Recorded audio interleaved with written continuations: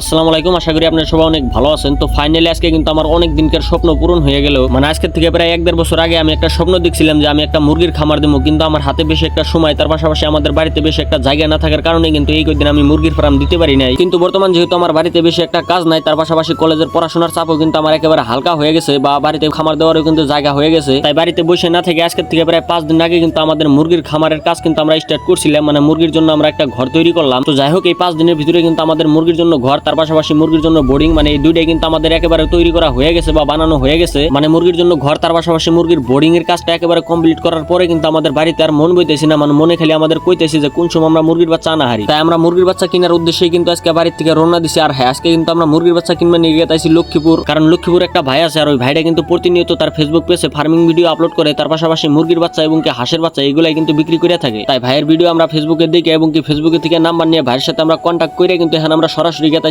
লক্ষ্মীপুর ভাইয়ের দোকানে। মানে আজকে থেকে প্রায় 2 দিন আগে ভাইয়ের ফেসবুকে থেকে ভাইয়ের নাম্বার নিয়ে কিন্তু ভাইয়ের সাথে সরাসরি আমরা কন্ট্যাক্ট করছিলাম। আর কন্ট্যাক্ট করার পরে কিন্তু 2000 টাকা আমরা অ্যাডভান্স করছিলাম 250 বাচ্চা নেওয়ার জন্য। তাই আমাদের কথা অনুযায়ী ভাই কিন্তু 250 পিস লোকাল বাচ্চা আমাদের জন্য রেডি করছে। আর বাচ্চাগুলো রেডি করার পরে কিন্তু আমাদের ফোন মারছে, আর ভাইয়ের ফোন পেয়ে কিন্তু বাড়িতে বেশি দেরি না করে কিন্তু আমরা সরাসরি এখন গেছি ভাইয়ের বুগলে বাচ্চাগুলো আনার জন্য। আর হ্যাঁ, আমাদের বাড়ি কিন্তু গাইবান্ধা, আর গাইবান্ধা থেকে লক্ষ্মীপুর গেতে কিন্তু আমাদের বেশি একটা সময় লাগে না। যদি গাড়ি অল্প স্পিড যায় তাহলে 25 থেকে 30 মিনিটের ভিতরেই কিন্তু আমরা লক্ষ্মীপুর পৌঁছে যাবো। তো যাই হোক, লক্ষ্মীপুর যে ভাইয়ের কাছে থেকে আমরা মুরগির বাচ্চাগুলো আনি, মূলত ওই ভাই কিন্তু আমাদের ফোন মারছে, আর ফোনে কিন্তু আমাদের কইছিল যে এই বাচ্চাগুলো আমরা বাসের মাধ্যমে পাঠিয়ে দেই, তোমরা রিসিভ করে নিও। কিন্তু আমরা সরাসরি কিন্তু ভাইরে না করে দিয়েছিলাম যে বাচ্চাগুলো আপনি বাসের মাধ্যমে পাঠাইন না, আমরা সরাসরি যাবো আপনার বুগলে যাই বাচ্চাগুলো দেখে নিয়ে আমু। কারণ বুগলে যে বাচ্চাগুলো দেখে নিয়ে এলে কিন্তু বাচ্চাগুলো অল্প ভালো ভালো তা আনতে পারুন। আর বিশেষ করে বাস গাড়ি দিয়ে বাচ্চাগুলো ডেলিভারি করলে কিন্তু ওই বাচ্চাগুলো অল্প অসুস্থ বেশি হয়, তার পাশাপাশি ওই বাচ্চাগুলো কিন্তু বোর্ডিং করতে অল্প কষ্ট হয়। তো যাই হোক, কথা কইতে কইতে কিন্তু ফাইনালি আমরা পেয়ে গেলাম লক্ষ্মীপুর ভাইয়ের দোকান। আর এখানে এসে দেখি আমাদের বাচ্চাগুলো কিন্তু ভাই পুরাপুরি মানে প্লাস্টিকের একটা কার্টনে সাজিয়ে থুয়ে দিছে। তো যাই হোক, আমাদের এই মুরগির বাচ্চাগুলো দেখে কিন্তু আমার খুবই খুবই খুবই ভালো লাগতেছে। মানে এই বাচ্চাগুলো দেখি আর মনে মনে আমি ভাবতাইছি যে ফাইনালি আমার খামারের স্বপ্ন পূরণ হয়ে গেল। তো যাই হোক, আমাদের এই মুরগির বাচ্চার পাশাপাশি কিন্তু আমাদের মুরগির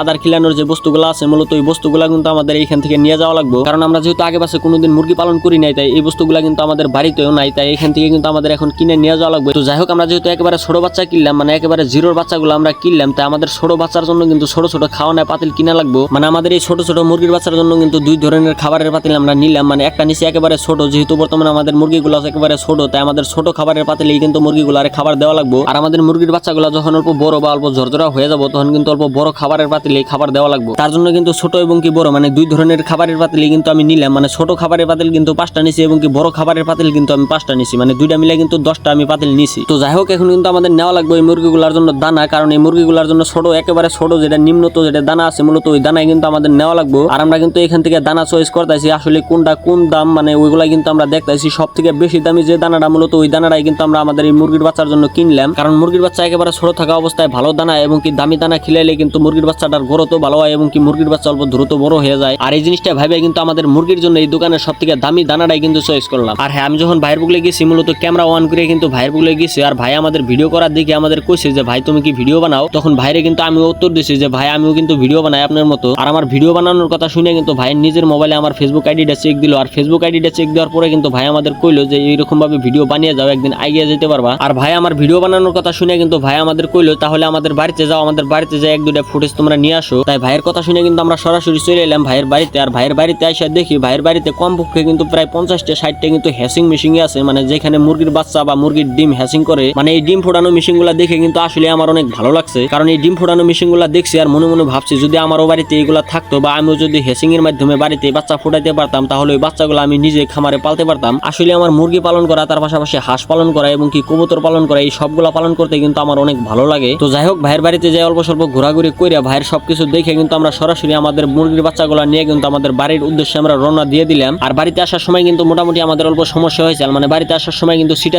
মানে অল্প অল্প বৃষ্টি হয়েছে। আর বৃষ্টি থাকার কারণে কিন্তু আমরা ধুমেরঘাট বাজারে খারাইছি। আর ধুমেরঘাট বাজার থেকে পেপার কিনা পেপারের মাধ্যমে মুরগির কার্টনগুলো ভালো করে বাঁধছি, তারপরে কিন্তু সুরক্ষিতভাবে মুরগির বাচ্চাগুলো আমাদের বাড়িতে আমরা নিয়ে এসেছি। তো যাই হোক, আজকের মতো ভিডিও এই পর্যন্ত। সুস্থ থাকবেন, ভালো থাকবেন, আল্লাহ হাফেজ।